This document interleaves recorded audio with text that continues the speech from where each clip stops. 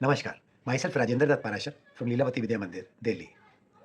I'm making this video for GYS Guru Puraskar 2026 competition. First of all, I would like to say thanks to GYS Guru Puraskar team for providing me this wonderful opportunity. Respected jury members and my fellow educators, in my opinion, innovation cannot be imbibed among the students with the textbooks and theory alone. For inculcating the innovation culture among the students must indulge in some STEMs, hands-on STEM projects and experiential science activities. For that, we need some makerspace or a dedicated lab or some workplace where students can perform the experiments. They can learn by their mistakes. So learning by doing will enable them onto the path of innovation. Sir, my innovative idea for inculcating the innovation culture among the school students is therefore establishment of a makerspace, or you can say some innovation corner in a pre-existing lab in any school. Sir किसी भी school में labs होती हैं, तो हम वहाँ पर generally अपना रूटीन वर्क या प्रैक्टिकल्स ही वहाँ पर परफॉर्म करते हैं। और उन लैब्स में सर जो हाई स्कूलर्स जो होते हैं, जो 6 टू 8 क्लास तक के स्टूडेंट्स हैं, they are generally not allowed in those labs. They start coming in those labs from their 9th standard. तो उनको सर वो एक्सपोज़र नहीं मिल पाता। जनरली वो साइंस के कांसेप्ट्स के प्रैक्टिकल्स ही वहाँ परफॉर्म करते हैं। सर मेरा मानना है कि हमें बच्चों को एक ऐसा मेकर स्पेस देना चाहिए। अगर किसी स्कूल में एटीए लैब है सर, तो वो तो ठीक है। वहाँ पर बच्चे अपना परफॉर्म कर सकते हैं, अपने प्रोजेक्ट्स बना सकते हैं, रियल वर्ल्ड प्रॉब्लम को सॉल्व कर सकते हैं, उनके ऊपर अपने प्रोजेक्ट्स बना सकते हैं। लेकिन सर जिन स्कूल्स में एटीए लैब्स नहीं होती, वहाँ पर इस तरह का मेकर स्पेस बनाना एक अच्छा आइडिया है। मैं एग्ज़ाम्पल दूँगा सर अपने स्कूल का भी, जहाँ हमने एक हमारी जो बायो लैब है, उसमें हमने एक इनोवेशन कॉर्नर या आप कह लीजिए हमने एक मेकर स्पेस बना दिया है, जहाँ पर कि काफ़ी जो स्टूडेंट्स हैं दे आर बीइंग बेनिफिटेड। तो सर मेकर स्पेस के लिए हमें कोई एक्स्ट्रा कॉस्ट नहीं लगेगी। हमारे पास एक ऑलरेडी लैब है, लैब में सर स्टाफ भी होता है और स्कूल में सर डेडिकेटेड टीचर्स भी मिल जाते हैं साइंस के, पैशनेट होते हैं कुछ टीचर्स। तो आइडिया ये है कि सर एक मेकर स्पेस बना दिया जाए, कुछ टेबल रख दी हमने, कुछ चेयर्स रख दी और कुछ सर हमने जो हमारे टूल बॉक्स हैं, जनरल टूल्स हमने वहाँ रख दिए। स्क्रू ड्राइवर्स है, प्लायर्स हैं, कोई हैमर है सर, कोई कटर है छोटा-मोटा। इस तरह की चीज़ें हमने उनको वहाँ पर प्रोवाइड कर देनी है। साथ में सर वहाँ पे जो वेस्ट है स्कूल में, कुछ मटेरियल हम वो भी वहाँ रख सकते हैं जो कि डिस्कार्डेड सा होता है। पीवीसी पाइप्स हैं, जालियाँ हैं, कुछ स्टिक्स हैं, वुडन कुछ प्लैंक्स होते हैं। तो इस तरह की चीज़ें हम रख सकते हैं। टीचर्स घर से भी अपना सामान कुछ इस तरह से लेके आ सकते हैं, जो कि डिस्कार्डेड है, कोई मोटर्स हैं, कुछ है, तो वो पार्ट्स काम में आ जाते हैं। स्टूडेंट्स भी लेके आ सकते हैं सर, प्लास्टिक बॉटल्स हैं, कुछ मॉडल्स बनाने के लिए, कुछ हैंड्स ऑन एक्टिविटीज़ करने के लिए। तो इस तरह से वहाँ सामान आ जाता है सर और इवन हम वहाँ पे बेस्ट आउट ऑफ वेस्ट हम चीज़ें वहाँ बना सकते हैं उसमें से, जिसे हम कहते हैं कबाड़ से जुगाड़ सर, तो वो हम वहाँ कर सकते हैं।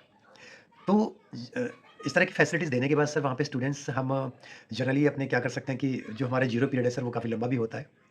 स्टूडेंट्स को हम सर वीकली टास्क दे सकते हैं, जो एसडीजी की गोल्स हैं, उसके ऊपर हम अपनी प्रॉब्लम चुनें, कि किस तरह की प्रॉब्लम्स हैं हमें, जो एसडीजी गोल के अंतर्गत आती हैं। उसके ऊपर बच्चे ब्रेनस्टॉर्म करते हैं and they come up with the solutions. तो सर कुछ अच्छे इनोवेटर्स होते हैं बच्चे जो अपना कुछ आइडियाज़ लेके आते हैं, तो वो बच्चे 0 पीरियड में इस मेकर स्पेस पर आकर या इनोवेशन कॉर्नर पे आके अपने जो है काम वहाँ पे कर सकते हैं, वो अपने प्रोजेक्ट्स पूरे कर सकते हैं। तो टीचर उनको now the teacher is no longer a teacher then, now the teacher becomes a facilitator in the STEM project. हम सर रियल वर्ल्ड की प्रॉब्लम है, जैसे कि गार्बेज सॉर्टिंग है या कोई हम कहें कि एयर पोल्यूशन पे काम कर सकते हैं, वाटर सेविंग पर है कुछ प्रोजेक्ट्स हैं। हम काफ़ी सारे प्रोजेक्ट्स वहाँ बना सकते हैं, बच्चे अपनी वहाँ चीज़ें बना रहे हैं, कुछ टूल बेसिक टूल्स का इस्तेमाल करके और इस तरह से वो कुछ अपने हैंड्स ऑन एक्टिविटीज़ करके कुछ प्रोजेक्ट्स बना सकते हैं। तो सर इससे क्या होगा, बच्चे वो उनको एक तो डर नहीं रहता कि वो फेल हो रहे हैं, कभी वो किसी फेल हो जाते हैं कुछ काम करने में, अपने प्रोजेक्ट्स बनाने में, तो उससे गलतियों से वो सीखते हैं। टीचर उनको गाइड करते हैं, फिर वो दोबारा से उस पे रिसर्च भी करते हैं। तो सर इससे बच्चा डिज़ाइन थिंकिंग के सारे एलिमेंट्स सीखता है, कैसे हमें एम्पैथी करनी है, कैसे हमें एक प्रॉब्लम स्टेटमेंट, एक प्रॉब्लम चुनी है पहले, उसको डिफाइन करना है, उसको उसके ऊपर फिर ब्रेनस्टॉर्म करना है, हमें आइडिएशन करना है। एन नंबर ऑफ आइडियाज़ हो जाते हैं सर किसी भी प्रॉब्लम के सॉल्यूशन के लिए। तो उसमें से कुछ आइडियाज़ जो फिज़िबिलिटी है, फिज़िबिलिटी टेस्ट कर सकते हैं। जो फिज़िबल आइडियाज़ हैं with the help of the teacher mentor, उनको सिलेक्ट करके उनके ऊपर हम काम कर सकते हैं। लो कॉस्ट फ़िल्टर बना सकते हैं, कोई वाटर सेविंग की टेक्निक्स पे काम किया जा सकता है। तो इस तरह से बच्चे वहाँ पे काम करने लगते हैं। कुछ एक्सपेरिमेंटल साइंस एक्टिविटीज़ के प्रोजेक्ट्स भी बन सकते हैं, कुछ हम एक्टिविटीज़ कर लेते हैं। तो इससे बच्चा काफ़ी चीज़ें सीखने लग जाता है। तो यहाँ से सर इनोवेशन कल्चर बच्चे के अंदर इम्बाइब होना शुरू हो जाता है। तो मेरा अपना जो मेरा एक्सपीरियंस है, हमने अपने स्कूल में बाइला में इस तरह से एक मेकर स्पेस बनाया सर, कुछ जनरल टूल्स वहाँ रख दिए और अब हम क्या करते हैं बच्चों को वीकली हम उसको टास्क देते हैं और वो बच्चे वहाँ पर अपना सॉल्यूशंस के साथ आते हैं।